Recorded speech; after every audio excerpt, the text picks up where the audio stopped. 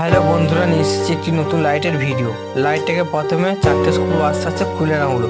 তারপরে স্ক্রু পুরো খুলে নেওয়ার পর ব্যাটারিটাকে দেখা যাচ্ছে যে একটি তার খুলে গেছে। সেই জন্য তারটাকে দু ভবানিতে ভালো করে কেটে নিয়ে আস্তে আস্তে তারটাকে জয়েন করা হলো।